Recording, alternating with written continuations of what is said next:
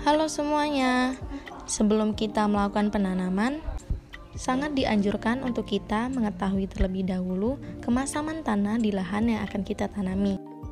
Karena kemasaman tanah berhubungan dengan tingkat ketersediaan unsur hara yang akan dapat diserap oleh tanaman, yang tentunya menentukan gagal atau berhasilnya kita dalam bercocok tanam. Apa yang dimaksud dengan tanah masam? Tanah masam adalah tanah yang nilai derajat keasamannya atau pH-nya kurang dari 7. Untuk rentang pH itu sendiri antara 0 sampai 14. Jika pada pH meter menunjukkan angka kurang dari 7, maka disebut dengan tanah masam. Dan jika lebih dari 7 disebut sebagai tanah basa atau tanah alkalis. Tanaman dapat tumbuh dan berkembang dengan baik pada pH antara 6,5 sampai dengan 7,5. Agar ketersediaan unsur hara bisa optimal, maka kita harus menaikkan pH menjadi netral yaitu di angka 6,5 sampai 7,5. Caranya dengan menambahkan dolomit sebanyak 3 ton per hektar untuk menaikkan satu angka.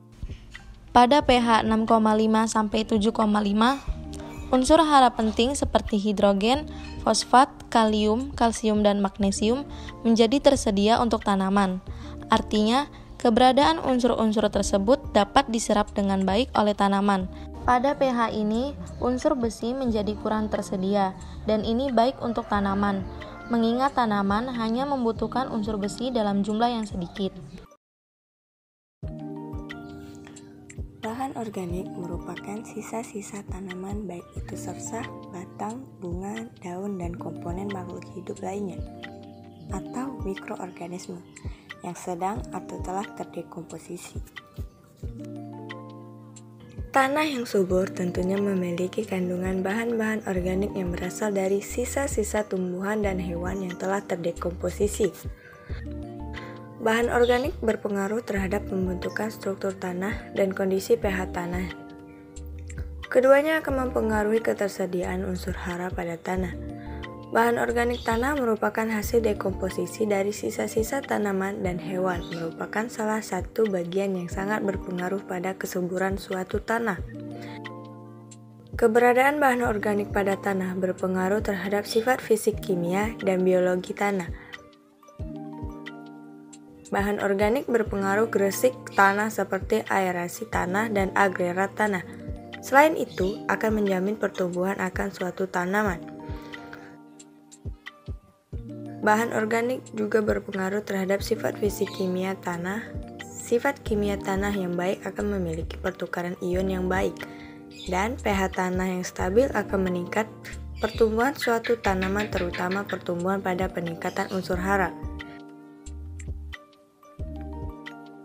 Sedangkan, bahan organik akan berpengaruh terhadap sifat biologi tanah yang baik, yakni akan berpengaruh terhadap aktivitas dan populasi mikrobiologi dalam tanah. Mikrobiologi dalam tanah akan meningkat, terutama mikroorganisme pengurai dalam mengurai bahan organik.